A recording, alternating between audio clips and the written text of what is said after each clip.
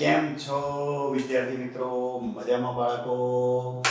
જુઓ ભાઈ, આજના લેક્ચરમાં આપણે સુરેખ પથ પર ગતિ એના સૂત્રો જોઈશું. ઓકે, અને રિવિઝન કરીશું. બહુ જ અગત્યનું ભાઈ તમારું ચેપ્ટર છે અને બહુ જ અગત્યના સૂત્રો છે. ખાસ ધ્યાન રાખજો. સૌથી પહેલો શબ્દ જે છે આમાં એ છે પથ લંબાઈ અને સ્થાનાંતર. પથ લંબાઈ અને સ્થાનાંતર એટલે શું? પથ લંબાઈ એટલે સિમ્પલ ભાષામાં આપણે એને અંતર પણ કહીએ છીએ. ઓકે, એટલે પથ લંબાઈ અને અંતર સરખા આમ તો શબ્દો કહેવાય.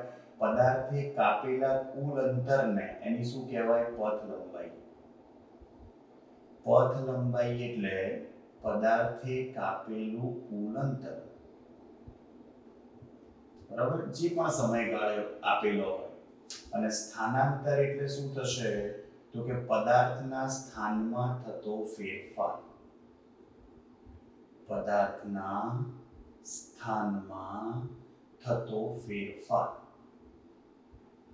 હવે સમજો, આને તમે ભાઈ સ્થાનાંતરને ટૂંકામાં ટૂંકો માર્ગ પણ કહી શકો. તમને સિમ્પલ એક ઉદાહરણ આપું. ધારો કે અર્ધવર્તુળાકાર માર્ગ આપ્યો છે. આ અર્ધવર્તુળાકાર માર્ગ જે પણ આપ્યો હોય, તમે એ બિંદુથી બી બિંદુ પર જાઓ. ત્રિજ્યા અર્ધવર્તુળાકાર પથની આર છે. આર મીન્સ રેડિયસ એટલે ત્રિજ્યા. ઓકે, હવે અહીં આ અર્ધવર્તુળાકાર માર્ગ પર A થી B તરફ જતા તેની પથ લંબાઈ કેટલી થશે? ભાઈ તમે સમજો. તો પથ લંબાઈ થશે તમારી A જે છે ત્યાંથી તમે B પર ગયા. જુઓ, પથ લંબાઈ એટલે અર્ધવર્તુળાકાર થયું ને. આખો વર્તુળાકાર પથ હોય તો શું થાય? 2πr પરિઘ થાય. અહીંયા અર્ધ પરિઘ થશે તો 2πr/2 લખશો એટલે શું થઈ જશે? πr. અને સ્થાનાંતર જે છે, સમજો, સ્થાનાંતરમાં તમારે માર્ગ મતલબ આમ અર્ધવર્તુળાકાર માર્ગ પર જવાની જરૂર નથી. ટૂંકામાં ટૂંકો માર્ગ લેવાનો. ડાયરેક્ટલી તમારે A થી B પર જતા રહેવાનું.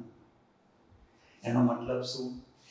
યસ ભાઈ, સ્થાનાંતર શું થઈ જાય? જુઓ, અહીંયા વર્તુળનો વ્યાસ થશે. એ સ્થાનાંતર શું થશે? અહીં વર્તુળનો વ્યાસ થશે. અને વર્તુળનો વ્યાસ એટલે શું થાય? 2r. 2r એટલે વર્તુળનો વ્યાસ. ક્લિયર છે? હવે સમજો ભાઈ, ખાસ ધ્યાનથી અહીંયા આગળ કે આ જે તમારું સૂત્ર છે ભાઈ, પથ લંબાઈ એટલે કે πr થશે અને સ્થાનાંતર 2r થશે. સિમ્પલ છે, બરાબર. જો તમે સુરેખ માર્ગે સીધા જ આગળ જતા હો, તમે પાછા ના આવતા હો, તો સ્થાનાંતર અને પથ લંબાઈ સરખી થાય. જો તમે પાછા આવતા હો તો અંતરમાં તો સરવાળો જ થાય, પણ સ્થાનાંતરમાં તમે સમજો બાદબાકી થશે. માટે હંમેશા ભાઈ, આ પહેલી વસ્તુ હતી. આ બીજી. હંમેશા યાદ રાખો બીજી વસ્તુ કે પથ લંબાઈ જે છે એ હંમેશા ધન હોય. હંમેશા ધન હોય. જ્યારે સ્થાનાંતર છે એ ધન, ઋણ કે શૂન્ય હોઈ શકે. ધન, ઋણ કે શૂન્ય હોઈ શકે. બે ધારો કે તમે વર્તુળાકાર માર્ગ લીધો હોય તો વર્તુળાકાર માર્ગમાં ગોળ ફરીને તમે પાછા એ જ બિંદુએ પહોંચી જાઓ તો શું થશે? યસ, સ્થાનાંતર શૂન્ય થશે અને અંતર જે છે એ પરિઘ જેટલું થશે. ક્લિયર? આ ખાસ ધ્યાન રાખજો. અને બીજી અગત્યની વસ્તુ હંમેશા યાદ રાખજો કે પથ લંબાઈ જે છે એનું મૂલ્ય, પથ લંબાઈ જે છે એ સ્થાનાંતરના મૂલ્ય કરતા વધારે હોય અથવા એના જેટલું હોય. ક્યારે સ્થાનાંતર પથ લંબાઈથી વધારે ન હોઈ શકે? ધારો કે પથ લંબાઈને x કીધું અને સ્થાનાંતરના મૂલ્યને y કીધું, તો x > or equal to y થાય. ક્લિયર છે? આ બહુ જ સિમ્પલ પણ અગત્યના શબ્દો છે. ક્લિયર? હવે એના પછી ભાઈ જોજો ચોથું સરેરાશ ઝડપ. સરેરાશ ઝડપનો મતલબ શું થાય ભાઈ? પદાર્થે કાપેલું અંતર એટલે કે આપણે એને પથ લંબાઈ કહી શકીએ ભાગ્યા સમયગાળો. ક્લિયર? આપણે જનરલી એની સંજ્ઞા delta x upon delta t લખીએ છીએ એટલે કે x2 x1 upon t2 t1. Clear છે?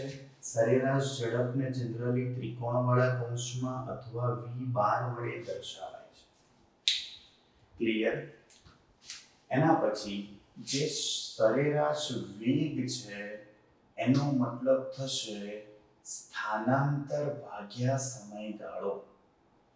સરેરાશ વેગ શું થશે ભાઈ? સ્થાનાંતર ભાગ્યા સમયગાળો. જે ફરક અંતર અને સ્થાનાંતરમાં છે એટલો જ ફરક ઝડપ અને વેગમાં હશે. ઓકે, તો સરેરાશ વેગનું સૂત્ર પણ લાગશે સરખું, પરંતુ સ્થાનાંતરમાં જુઓ ભાઈ થોડો તફાવત રહે એટલે મેં ડેલ્ટા આર લખી કાઢ્યું. ખરેખર જોવા જાઓ તો અંતર અને ઝડપ બંને અદિશ રાશિઓ છે, જ્યારે સ્થાનાંતર અને વેગ સદિશ રાશિ છે. તમને ખબર જ છે અદિશ એટલે એના માટે માત્ર મૂલ્યની જરૂર પડે, જ્યારે સદિશમાં મૂલ્ય અને દિશા બંનેની જરૂર પડે. ક્લિયર છે? આ ખાસ ધ્યાન રાખજો. હવે ભાઈ એના પછી સેમ વસ્તુ જોજો કે જ્યારે પણ આપણે સરેરાશ પ્રવેગ પણ લઈ લઈએ. ચલો સાથે સાથે સરેરાશ પ્રવેગનો મતલબ શું થશે? સરેરાશ પ્રવેગનો મતલબ થશે વેગનો ફેરફાર ભાગ્યા સમયગાળો. વેગનો ફેરફાર ભાગ્યા સમયગાળો. સમજો, સરેરાશ પ્રવેગ શું થાય? વેગનો ફેરફાર delta v by delta t. Delta એટલે તફાવત છે ભાઈ, આ મોટો તફાવત છે. ખાસ ધ્યાન રાખજો, પ્રવેગ પણ સદિશ રાશિ છે, પરંતુ આ ચેપ્ટરમાં સુરેખ પથ પર જે ગતિ છે, આપણું ત્રીજું ચેપ્ટર, એમાં માત્ર ને માત્ર આપણે સુરેખ પથનો જ અભ્યાસ કરવાનો છે. માટે અહીં આપણે સદિશ લેતા નથી, એક જ દિશા હોવાથી. ક્લિયર? એ ચર્ચા તમને ખ્યાલ છે કે ભાઈ આપણે ચોથા ચેપ્ટરમાં કરીશું સમતલમાં ગતિ. હા, આ સુરેખ પથ પર ગતિ છે. ઓકે, ચલો ત્યારે બધું જ આવશે, કોઈ ચિંતા ના કરશો. સદિશ બહુ જ ડિટેલમાં આવશે. ચલો બી સાચું. હવે ભાઈ આ જે તમારો સમયગાળો છે એને તમે નાનું ને નાનું કરતા જાઓ. Limit delta T tends to 0, તો આ જે પણ સરેરાશ છે એ શેમાં ફેરવાઈ જશે? તત્કાલીનમાં. ક્લિયર?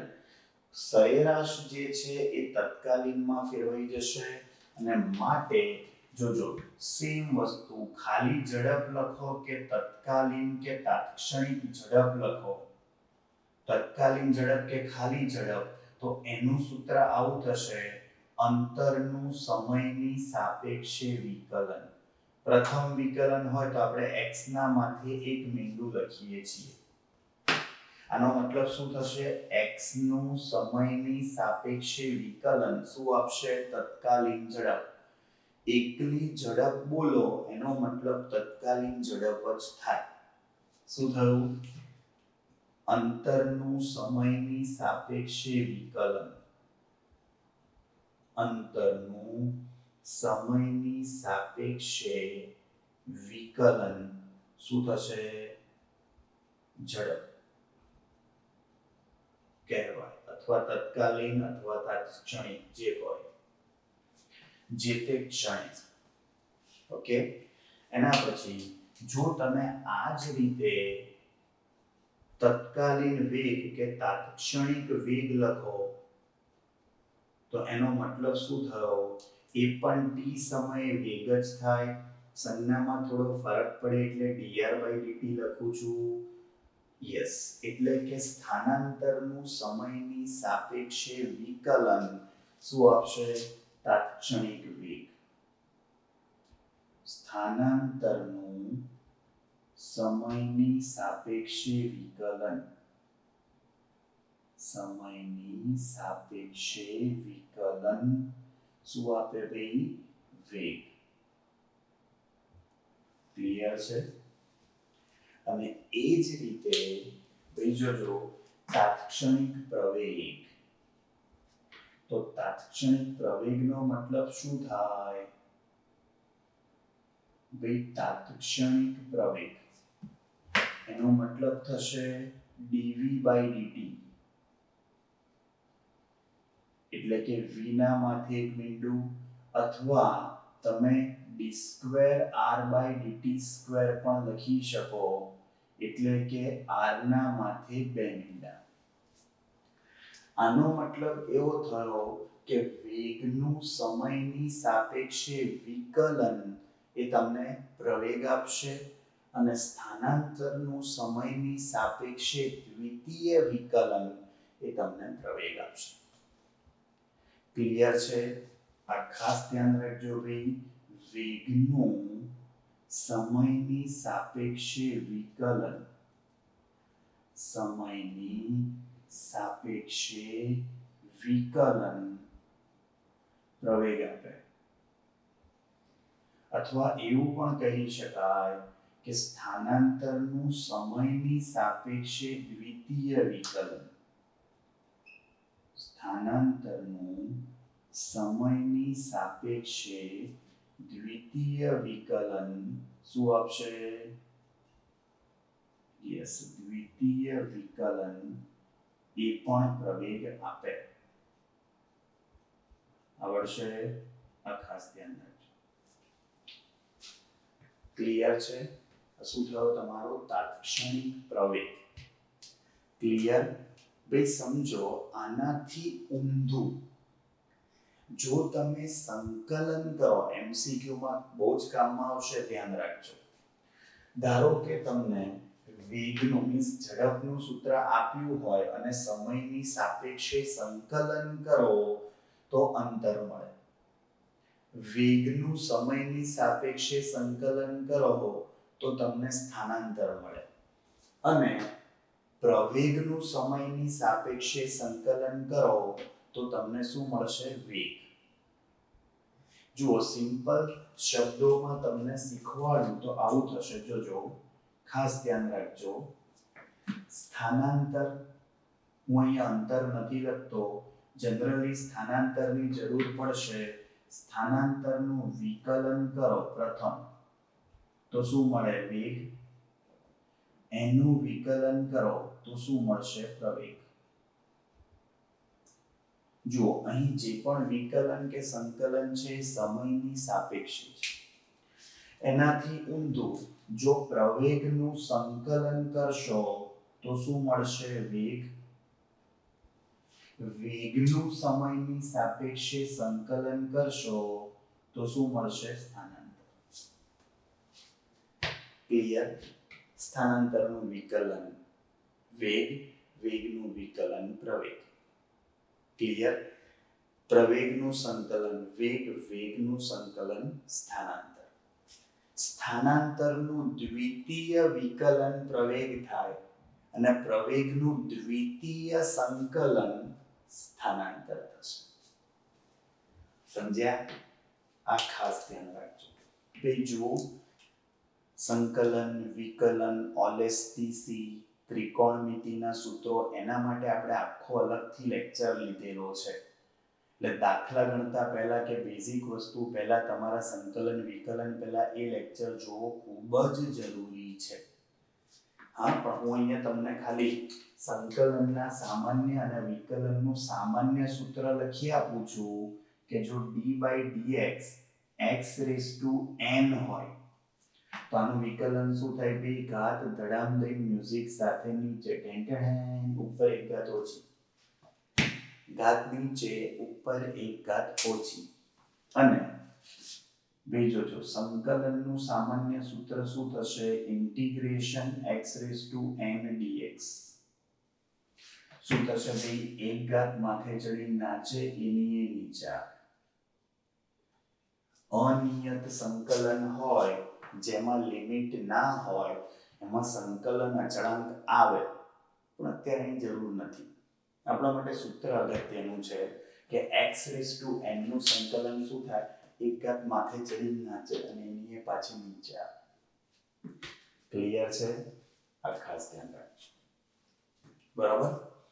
ભાઈ જુઓ, અહીં આ બહુ જ અગત્યની વસ્તુ છે. આ તમને એમસીક્યુમાં બી જબરજસ્ત કામમાં આવશે. સ્થાનાંતરનું વિકલન, વેગનું વિકલન, પ્રવેગ. એટલે કે સ્થાનાંતરનું દ્વિતીય વિકલન ડાયરેક્ટલી પ્રવેગ આવે. પ્રવેગનું સંકલન વેગનું સંકલન સ્થાનાંતર. એટલે પ્રવેગનું બીજું સંકલન શું આવશે? સ્થાનાંતર. ક્લિયર છે? આ ખાસ ધ્યાન રાખજો. આવડશે? જોજો. હવે એના પછી છે અચળ પ્રવેગી ગતિના સમીકરણો. એ જોતા પહેલા તમને ખાસ આલેખો આવડવા જોઈએ. હવે આલેખ જે છે તમે સમજો, કોઈ પણ આલેખ તમારે દોરવો હોય તો હંમેશા આલેખ કેવી રીતે દોરાય? તો આલેખ જે છે હંમેશા y વિરુદ્ધ x નો હોય. જો તમને વેગ વિરુદ્ધ સમયનો આલેખ કીધો હોય તો વેગ y અક્ષ પર આવે, સમય x અક્ષ પર આવે. હંમેશા આલેખ y વિરુદ્ધ x નો હોય. ક્લિયર? ખાસ ધ્યાન રાખજો. અને ભાઈ આલેખનો ઢાળ કોને કહેવાય? આલેખનો ઢાળ મતલબ y યામનો તફાવત ભાગ્યા x યામનો તફાવત થાય, એને tan થીટા વડે પણ દર્શાવે. તો કે tan થીટા એટલે સિમ્પલ શું થવાની? સામેની બાજુ ભાગ્યા પાસેની બાજુ. એટલે શું થઈ ગયો તમારો ઢાળ? જુઓ, ધારો કે આવું આપ્યું હોય કે y વિરુદ્ધ x નો આલેખ છે. જોજો, ધારો કે આલેખ આવી રીતે છે. ધારો કે તો આલેખનો ઢાળ શું થયો? જુઓ, આ y યામનો તફાવત અને છેદમાં આ x યામ થઈ ગયું ને. જો આ થીટા હોય તો tan થીટા થયું ને, સામેની બાજુ ભાગ્યા પાસેની બાજુ. y યામનો તફાવત ભાગ્યા x યામ. આવડશે? અને જો આલેખ દ્વારા ઘેરાતું ક્ષેત્રફળ લખવા જાઓ, આલેખ દ્વારા ઘેરાતું ક્ષેત્રફળ તો શું થશે? આલેખ દ્વારા ઘેરાતું ક્ષેત્રફળ તો y x થાય. Delta y delta x. આ ગુણ્યા આ થશે. અહીંયા ત્રિકોણ છે તો હાફ પાયો ગુણ્યા વેધ પણ તમે લઈ શકો. ચોરસ હોય તો લંબાઈ ગુણ્યા લંબાઈ, લંબચોરસ હોય તો લંબાઈ ગુણ્યા પહોળાઈ, જે તે આકાર હોય એ લઈ શકાય. હા, પણ સિમ્પલ ભાષામાં શું થયું? y યામનો તફાવત ગુણ્યા x યામનો તફાવત. સિમ્પલ ભાષામાં ઢાળ એટલે ભાગાકાર. ઢાળ એટલે ભાગાકાર અને ક્ષેત્રફળ એટલે ગુણાકાર. આટલું મગજમાં ફિટ કરી.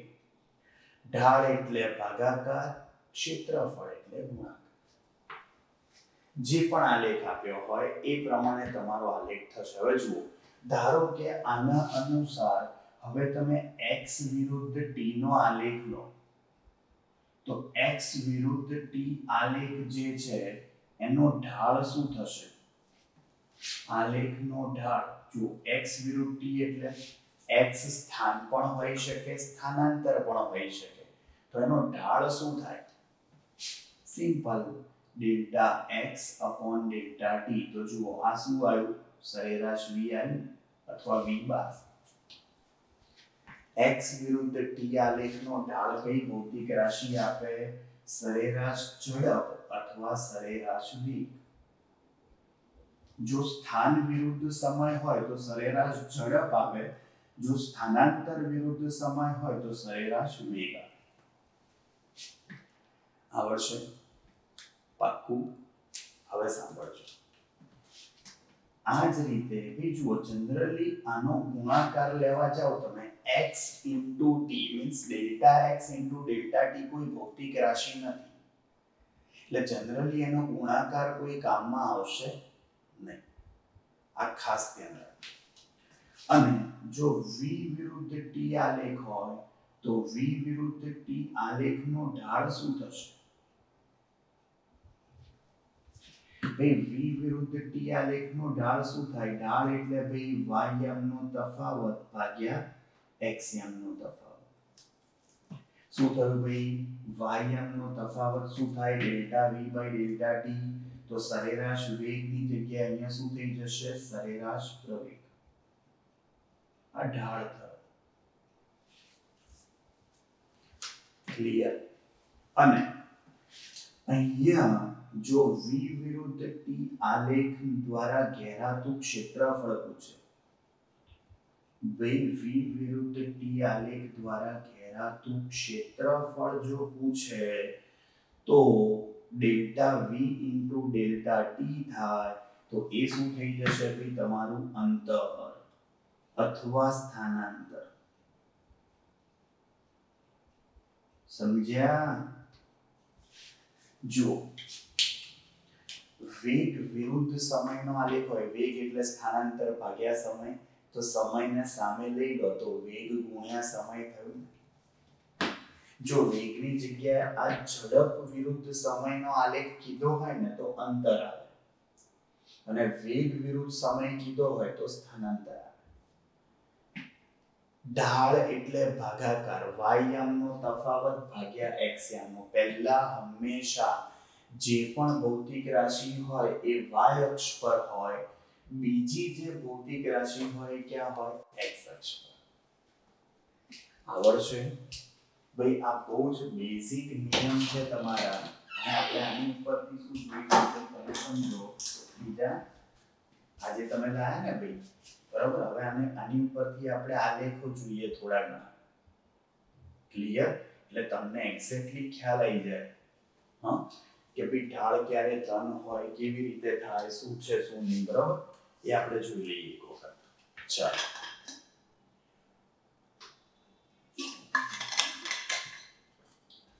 જવા દઉં. જોજો આગળ.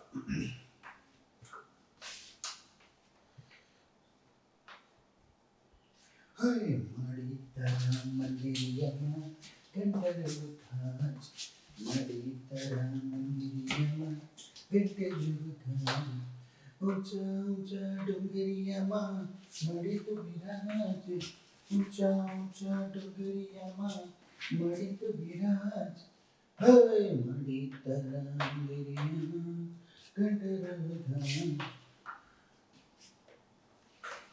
જય અંબે બોલો અંબે, જય અંબે બોલો અંબે, બોલો અંબે.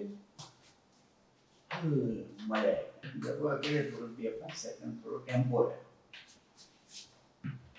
લડ જોઈશું આગળ. હવે જો કોઈ તમને સમજવા માટે થોડા ઘણા આલેખ બતાવું એટલે તમને ખ્યાલ આવે. અને મૂલ્યો હું મારી રીતે લખીશ થોડા ઘણા, એટલે તમને સમજવામાં સહેલું પડશે. મૂલ્યો અગત્યના નથી ભાઈ અહીંયા, પણ આલેખ અગત્યના છે. ધારો કે વિડિયો 16મું. ચલો પહેલા x વિરુદ્ધ t ના આલેખો લઈએ. તો x વિરુદ્ધ t ના આલેખમાં જોજો, ધારો કે આવો આલેખ છે. આ x વિરુદ્ધ t મતલબ કે સ્થાનાંતર વિરુદ્ધ સમયનો આલેખ છે. હવે જુઓ, ધારો કે આલેખ આવી રીતે છે. આવી રીતે મતલબ x અક્ષને સમાંતર. આનો શું મતલબ? ધારો કે અહીંયા x મીટરમાં છે, સમય સેકન્ડમાં છે અને ધારો કે અહીંયા ઘડિયા 5 છે. આનો મતલબ શું થયો કે સમય જુઓ વધે છે પણ આ અંતર કે સ્થાનાંતર છે એ તો સાદું 5 મીટર ને 5 મીટર જ રહે છે. મતલબ અંતર બદલાતું નથી. મતલબ જે પણ કણ કે પદાર્થ છે એ કેવો છે? સ્થિર છે. કેવો છે? સ્થિર. કારણ કે જુઓ સમય વધે છે પણ અંતર કે સ્થાનાંતર ઉપર કે નીચે જતું નથી. તેનો મતલબ શું થયો ભાઈ કે અહીં ખાસ ધ્યાન રાખજો ભાઈ કે આ જે વસ્તુ છે આના પરથી એવું કહેવાય કે ઢાળ છે જ નહીં અને ઢાળ ના હોય એટલે સરેરાશ ઝડપ કે સરેરાશ વેગ શું થઈ જાય? 0 અને ઢાળ શૂન્ય થાય અહીંયા એટલે કણ શું કહેવાય? સ્થિર છે. પદાર્થ ગતિમાં નથી. ખબર પડી? ઢાળ છે જ નહીં. આવો આલેખ હોય એટલે ઢાળ શૂન્ય થઈ જાય. ક્લિયર? ચલો ભાઈ આનો મતલબ શું થયો? જોજો હવે. ધારો કે આવી રીતે આલેખ હોય ને, જોજો હો, એ આવી રીતે, તો આનો મતલબ એવો થાય કે આ x વિરુદ્ધ t નો આલેખ જે છે ને t સેકન્ડમાં છે.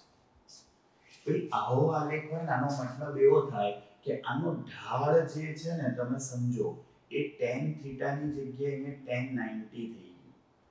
જો અહીં tan 0 શું હતું? 0. આ tan 90 શું થઈ જાય? અનંત, અવ્યાખ્યાયિત થઈ જાય ભાઈ. કારણ કે થીટા 90 હોય તો tan 90 અનંત થાય તો આનો ઢાળ શોધી જ ના શકાય. આનો વેગ કેટલો? તો કે અનંત. ખબર પડી? કારણ કે જુઓ સમય વધતો જ નથી, ખાલી અંતર વધે છે. આવું ક્યારેય ના હોય ભાઈ. સમય તો વધવાનો જ વધવાનો. ક્યારેય સમય ના વધે ને એવું શક્ય જ નથી.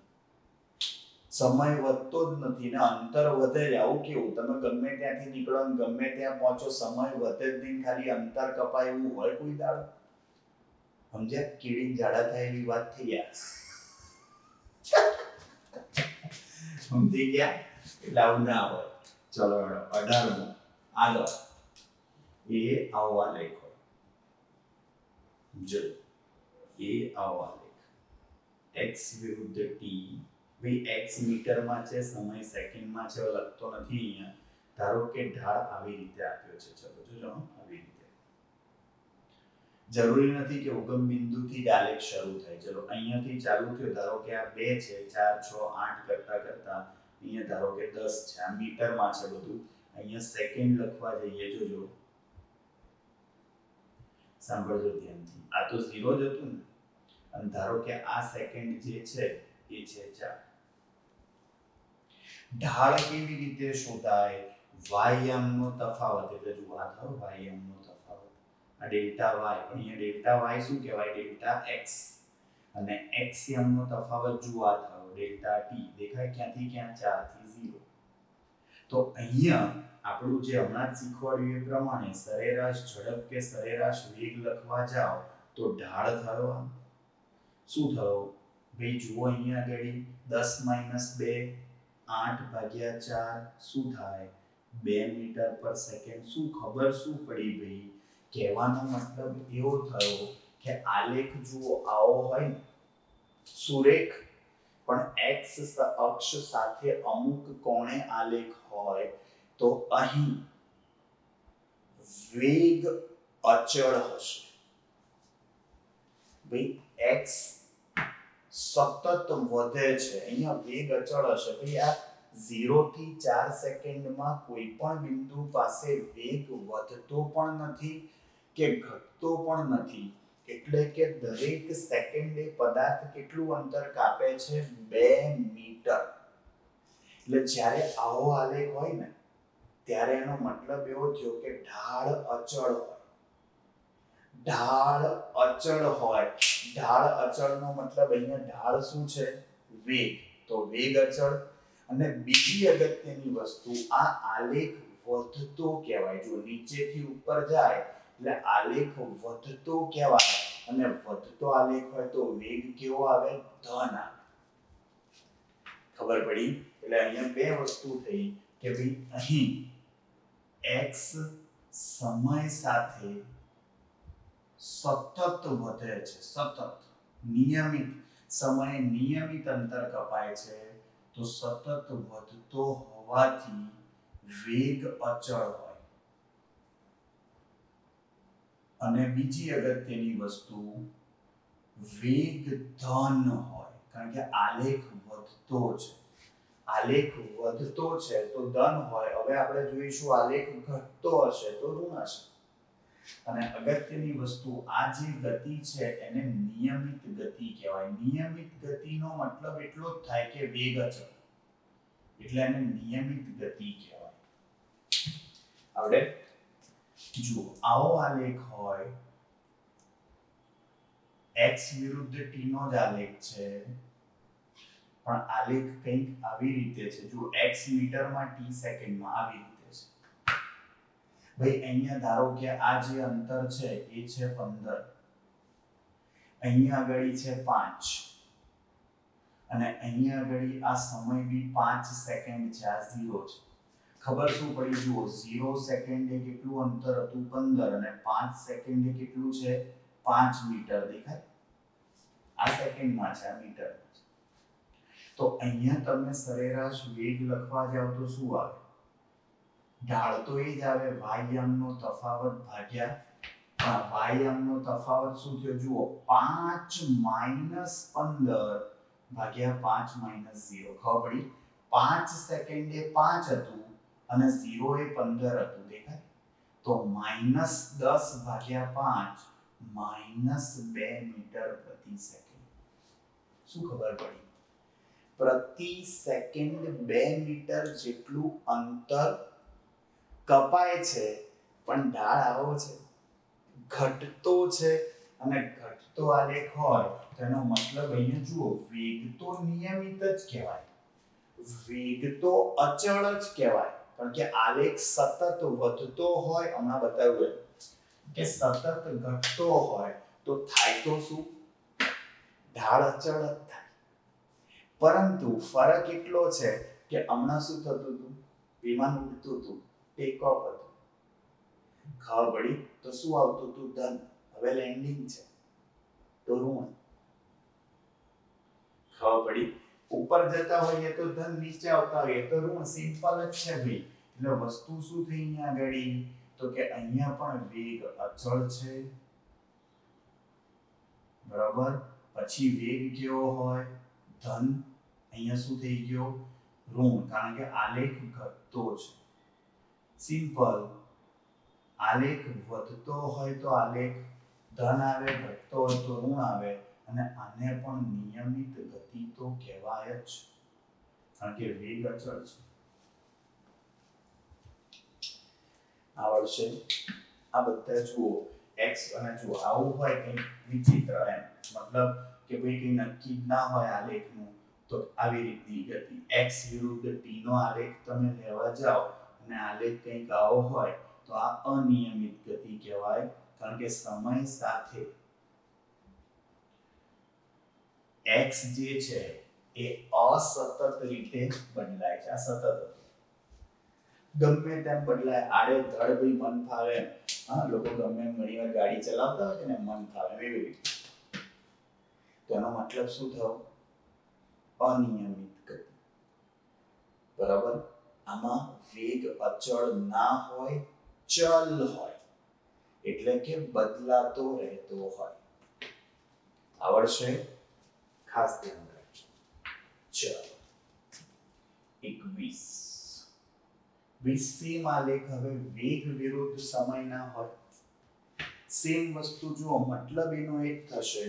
હવે એમાં હું મૂલ્યો નથી લખતો, જો જરૂર પડશે ત્યાં જ લખીશ. વેગ વિરુદ્ધ સમયનો આલેખ છે, સમજજો.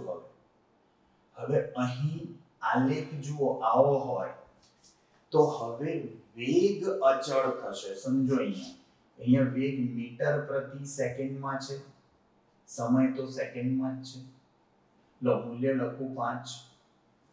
આનો મતલબ સમય ભલે વધતો હોય પણ વેગ બદલાતો નથી.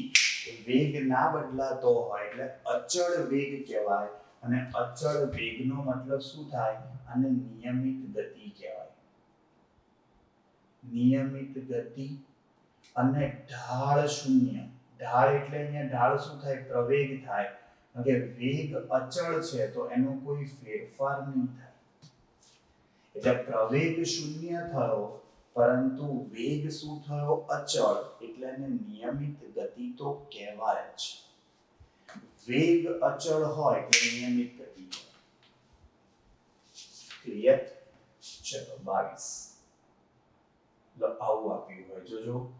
વેગ વિરુદ્ધ સમય છે ભાઈ. બધા વેગ મીટર પ્રતિ સેકન્ડમાં, સમય સેકન્ડમાં છે. બરોબર?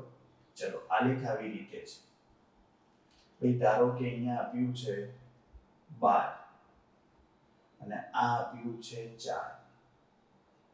ભાઈ જુઓ આ 0 છે. શું ખબર પડી? જુઓ આ t છે અને અહીં આ સેકન્ડમાં છે. ભાઈ જુઓ અહીંયા ઢાળ શું થશે? y યામનો તફાવત એટલે ડેલ્ટા v થયો અને x યામનો તફાવત એટલે ડેલ્ટા t થયો. તો અહીંયા પ્રવેગ શું આવે? y યામનો તફાવત કેટલો? 12 - 0 12 થાય. x યામનો તફાવત કેટલો? 4 - 0 4 થાય. 12/4 શું થશે ભાઈ? 3 મીટર પ્રતિ સેકન્ડ. આવડશે? સોરી ભૂલ કરી ભાઈ. મીટર પ્રતિ સેકન્ડ સ્ક્વેર પ્રવેગ છે ને ભાઈ. આ પ્રવેગ અચળ છે અને અચળ હોય ને તો સરેરાશની જગ્યાએ તમે ખાલી એ પણ લખી શકો. જો ફરીવાર વસ્તુ એ જ થઈ. આલેખ સતત વધતો કે સતત ઘટતો હોય ને તો આલેખ ધન અને ઢાળ અચળ જ હોય. ઢાળ કેવો હશે તમારો? અચળ અને ધન જ હશે. એ વસ્તુ ફિક્સ થઈ ગઈ. પણ ઢાળ કયો આલેખ છે એ પ્રમાણે હોય. x વિરુદ્ધ t નો આલેખ હોય તો વેગ હોય અને v વિરુદ્ધ t નો આલેખ હોય તો શું હોય? પ્રવેગ હોય. ક્લિયર છે? આ ખાસ ધ્યાન રાખજો.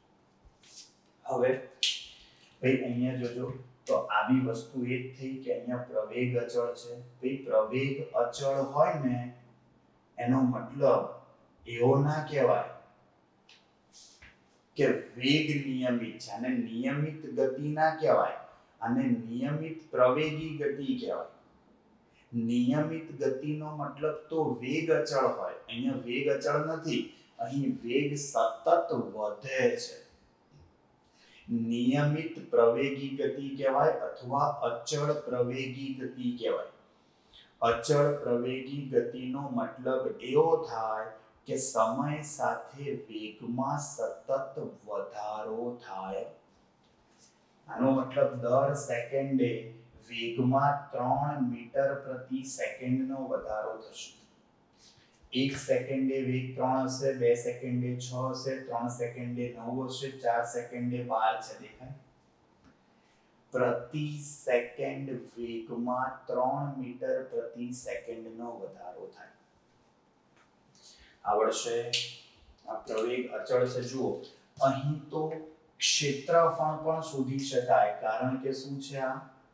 યસ, વેગ વિરુદ્ધ t નો આલેખ છે તો ક્ષેત્રફળ શું થશે? Delta v * delta t. પણ અહીંયા જુઓ શું છે? આ ત્રિકોણ છે તો ત્રિકોણ દ્વારા ઘેરાતું ક્ષેત્રફળ એ તમને શું આપશે? અંતર કે સ્થાનાંતર હાફ પાયો ગુણ્યા વેધ. પાયો 4 છે, વેધ 12 છે. 48/2 24 મીટર જવાબ આવે.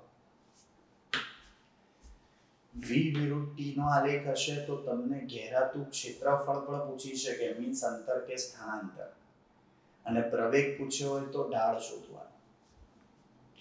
આવડશે? ક્લિયર? ચલો આવું કીધું હોય. વેગ વિરુદ્ધ સમય આલેખ આવી રીતે છે. જુઓ ફરીવાર પ્રવેગ અહીંયા અચળ જ હશે. વેગ સમય સાથે સતત ઘટે છે એટલે. પણ આને નિયમિત પ્રતિ પ્રવેગી ગતિ કહેવાય.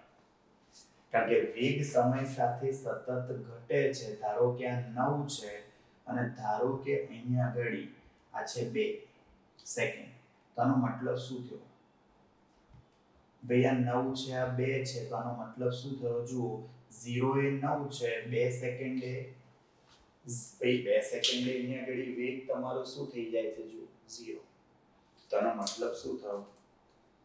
2 સેકન્ડે સોરી અહીંયા તમારો છે 4.5. ચલો અડધું રાખીએ. તો આનો મતલબ શું થયો? ભાઈ પ્રવેગ કેવી રીતે શોધાય? વાયામનો તફાવત 2 સેકન્ડે 4.5 છે અને 0 એ 9 છે, તો એનો મતલબ શું થયો?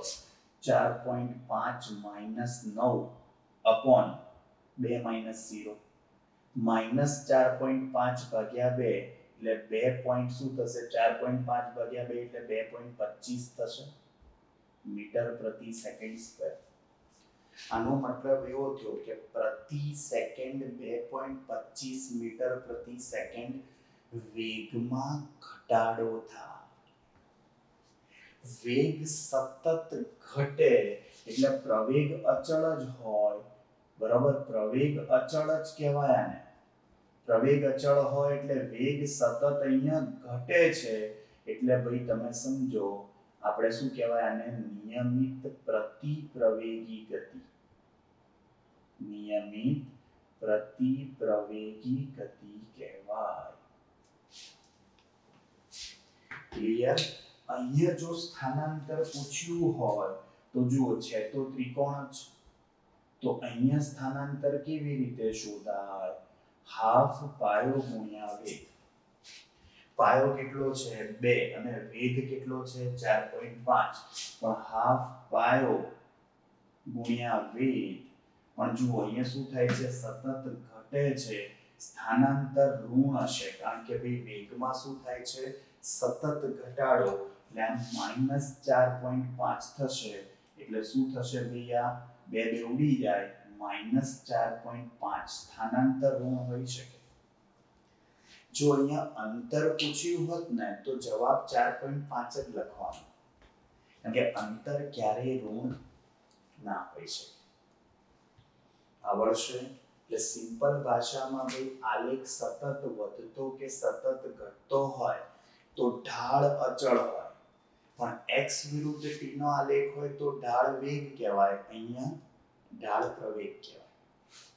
બીજી વસ્તુ કે જો ઢાળ અચળ હોય તો પછી એને સરેરાશ કહો કે તત્કાલીન કહો કે મહત્તમ કહો કે લઘુત્તમ કહો, બધી કિંમતો સરખી થાય. કિંમતમાં કોઈ જ ફરક પડશે નહીં. આવડશે? અને મેં તમને કીધું એમ કે ભાઈ જો આવી રીતે પૂછ્યું હોય, v વિરુદ્ધ t નો આલેખ જો આવી રીતે આપ્યો હોય, આવી રીતે, તો આનો મતલબ શું થયો? અનિયમિત પ્રવેગી ગતિ. અનિયમિત પ્રવેગી ગતિ. અને જો આવી રીતે આપ્યો હોય વેગ વિરુદ્ધ t નો આલેખ, તો આ કિસ્સામાં શું થઈ જાય? ઢાળ અનંત થઈ જાય એટલે પ્રવેગ અનંત થાય.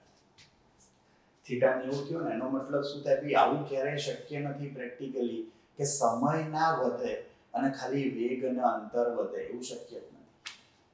સમય તો વધે વધે ને વધે જ. આવડશે? પાક્કું? આ ખાસ ધ્યાન રાખજો. જુઓ બધા આલેખો થાય. આવડશે? અને હવે એના પછી આપણે જુઓ અચળ પ્રવેગી ગતિના સમીકરણો. એમાં 3 સમીકરણો આવશે બહુ જ કામના. અચળ પ્રવેગી ગતિના સમીકરણો સખત કામના સમીકરણો છે. પહેલું સમીકરણ છે v બરાબર v0 પ્લસ at. ભાઈ v0 ની જગ્યાએ u પણ લખી શકાય. d બરાબર v0t plus half at square. b ની જગ્યાએ તમે x માઇનસ x0 પણ લખી શકો. x અંતિમ સ્થાન છે, x0 પ્રારંભિક સ્થાન છે, બાદબાકી કરો એટલે તમને સ્થાનાંતર મળે. ત્રીજું v² - v02 બરાબર 2ad. ક્લિયર છે? ભાઈ તમને ચોથું સૂત્ર પણ લખી આપું છું સ્થાનાંતરનું.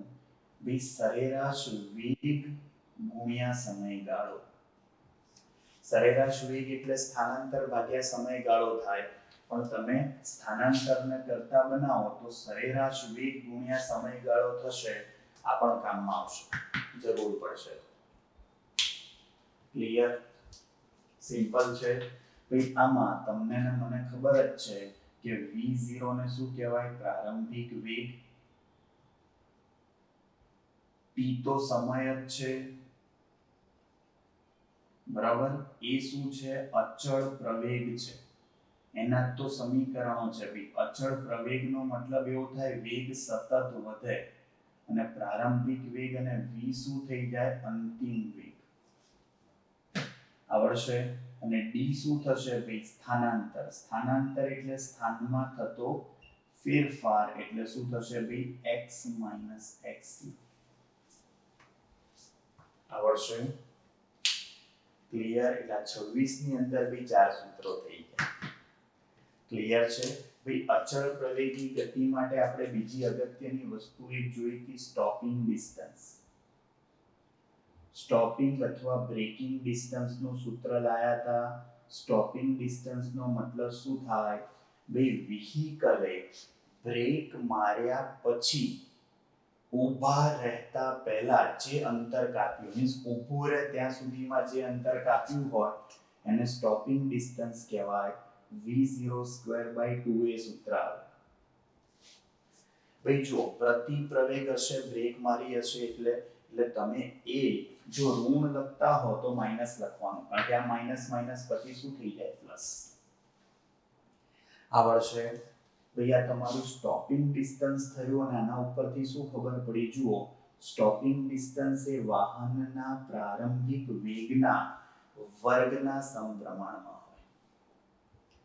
સ્ટોપિંગ ડિસ્ટન્સ એ વાહનના પ્રારંભિક વેગના વર્ગના સમપ્રમાણમાં હોય. આવડશે? સિમ્પલ છે ભાઈ. અને બ્રેકની ક્ષમતા પર બી આધાર રાખે પ્રતિ પ્રવેગ. ડિસ્ક બ્રેક હોય જલ્દી વાગે, હા, એટલે ધ્યાન રાખજો. શું થયું ભાઈ? આ તમારું સ્ટોપિંગ ડિસ્ટન્સ. ભાઈ જુઓ, અચળ પ્રવેગી ગતિના સમીકરણોમાં પણ આપણે સ્પેશિયલ કેસમાં જો મુક્ત પતન માટે સમીકરણ લખવા જઈએ, ભાઈ મુક્ત પતન માટે તો પ્રારંભિક વેગ 0 થઈ જાય, અને a બરાબર આપણે g લખીએ છીએ. પ્રારંભિક વેગ 0 અને a બરાબર g, તો એ કિસ્સામાં v બરાબર શું થયું? જુઓ, v0 0 થઈ જાય તો gt થઈ જાય. ભાઈ ટેક્સ્ટ બુકમાં એ લોકોએ a બરાબર -g લીધું છે. લોજિકલી પણ ભાઈ આપણે સંગત નથી બેસતું. લોજિકલી કેવું હોય? તમે પદાર્થને મુક્ત પતન આપો તો ક્યાં જાય? નીચે. નીચે જાય તો એના વેગમાં વધારો થાય, એટલે ગતિ પ્રવેગી કહેવાય. એટલે a બરાબર +g જ આપણે લઈએ છીએ. લોજિક. હા, ટેક્સ્ટબુક પ્રમાણે નથી જતા, ગણતરી ભૂલ પડે. બીજું, b બરાબર શું થાય? ½ g². જો એમાં ½ g અચળ થયું, એટલે સ્થાનાંતર સમયના વર્ગના સમપ્રમાણમાં છે. અને ત્રીજું, v² બરાબર 2gd. તો આની ઉપરથી v બરાબર શું થશે? √2gd થશે. આવડે? ભાઈ તમને આવા એમસીક્યુ પણ પૂછાય છે કે સ્થાનાંતર જે છે એ સમયના વર્ગના સમપ્રમાણમાં હોય તો ગતિ કેવી હોય? અચળ પ્રવેગી, એનું તો સમીકરણ છે. વેગ સમયના સમપ્રમાણમાં હોય તો પણ અચળ પ્રવેગી ગતિ હોય. આવડે? ખાસ ધ્યાન રાખજો. ચલો 29. ભાઈ ઉધ્વ દિશામાં ફેંકેલા પદાર્થ માટે લેવા જાવ તો પ્રારંભિક વેગ કંઈક તો હોય જ, પરંતુ એમાં જે ટી છે એમાં અંતિમ વેગ 0 થાય જો મહત્તમ ઊંચાઈએ પહોંચતા હોઈએ તો. એટલે ખાસ ધ્યાન રાખજો ભાઈ કે મુક્ત પતનની જગ્યાએ ઉધ્વ દિશામાં ફેંકેલો પદાર્થ હોય તો ઉધ્વ દિશામાં ફેંકેલા પદાર્થ માટે આપણે a બરાબર -g લખીએ છીએ. આ બધા સમીકરણમાં a બરાબર -g લખાય, કારણ કે ઉપર જઈએ એમ વેગમાં શું થતો જશે? ઘટાડો. અને ભાઈ 3 સૂત્રો છે એમાં પણ ખાસ ધ્યાન રાખજો. પહેલું છે મહત્તમ ઊંચાઈનું સૂત્ર, અને એમાં મહત્તમ ઊંચાઈનું સૂત્ર શું આવશે? v02/2g. બીજું આવશે મહત્તમ ઊંચાઈ પ્રાપ્ત કરવા માટે લાગતો સમય. મહત્તમ ઊંચાઈ પ્રાપ્ત કરવા માટે લાગતો સમય શું થઈ જશે ભાઈ? Pm બરાબર v0/g. અને ત્રીજું આવશે કુલ ઉડ્ડયન સમય. અને કુલ ઉડ્ડયન સમય શું થાય? ટાઈમ ઓફ ફ્લાઇટ એ આનાથી ડબલ થઈ જાય એટલે 2tm થશે. એટલે જવાબ આવશે 2v0/g. ભાઈ આ એમસીક્યુ માટે તમે ડાયરેક્ટ સૂત્રો વાપરી શકો. આવડશે? ચાલો. અને એના પછી છેલ્લે છે સાપેક્ષ વેગ. સિમ્પલ ભાષામાં સાપેક્ષ વેગ જો a ની સાપેક્ષે b નો વેગ હોય, ભાઈ a ની સાપેક્ષે b પદાર્થનો વેગ હોય, કેવી રીતે લખાય આને? ભાઈ a ની સાપેક્ષે b નો વેગ તો vba લખાય. હંમેશા કેવી રીતે વંચાય તો જો પાછળનાની સાપેક્ષે આગળનાનો વેગ, અને આનું સૂત્ર થશે vb va. પણ આ સૂત્ર ક્યારે થાય? જ્યારે બંને પદાર્થો એક જ દિશામાં ગતિ કરતા હોય. બંને પદાર્થો શું કરતા હોય? એક જ દિશામાં ગતિ કરે. અને જો આ જ સૂત્ર બંને પદાર્થો પરસ્પર વિરુદ્ધ દિશામાં ગતિ કરતા હશે તો vb va થઈ જશે. જો વિરુદ્ધ દિશામાં ગતિ કરતા હોય તો કોઈ એકનો વેગ ઋણ લેવો પડે. હા, ધારો કે b નો વેગ તમે ધન લીધો તો a સામેથી આવે છે વિરુદ્ધ દિશામાં તો ઋણ લેવો પડે. તો એ કિસ્સામાં માઈનસ માઈનસ શું થઈ જાય? પ્લસ. તેનો મતલબ શું થયો ભાઈ? ક્યારે આવું થશે? જ્યારે બંને પદાર્થો પરસ્પર વિરુદ્ધ દિશામાં ગતિ કરે. પરસ્પર વિરુદ્ધ દિશામાં ગતિ કરે. થાય? તમારે સિમ્પલ આટલું જ યાદ રાખવાનું કે ભાઈ બે જો પદાર્થો એક જ દિશામાં ગતિ કરતા હોય તો સાપેક્ષ વેગની બાદબાકી થાય, અને જો વિરુદ્ધ દિશામાં ગતિ કરતા હોય તો સ્પ્લિન નીકળી જાય. સાપેક્ષ વેગનો શું થાય? સરવાળો. ડન છે? જો ભૈયા તમારા બધા જ સૂત્રો થયા સુરેખ પથ પર ગતિના. બહુ જ બેઝિક અને ઇમ્પોર્ટન્ટ ચેપ્ટર છે. ચોથું ચેપ્ટર જે છે સમતલમાં ગતિ, એમાં પણ મોટા ભાગના સૂત્રો આ જ આવશે, પણ એમાં સદિશ સ્વરૂપ આવશે. ડન છે? મળીએ છીએ તો ભાઈ નેક્સ્ટ લેક્ચરમાં વધુ ઉત્સાહ સાથે, વધુ નોલેજ સાથે. ત્યાં સુધી આવજો.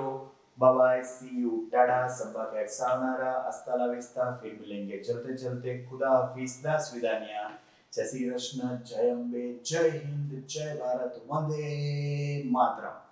Tata, take care.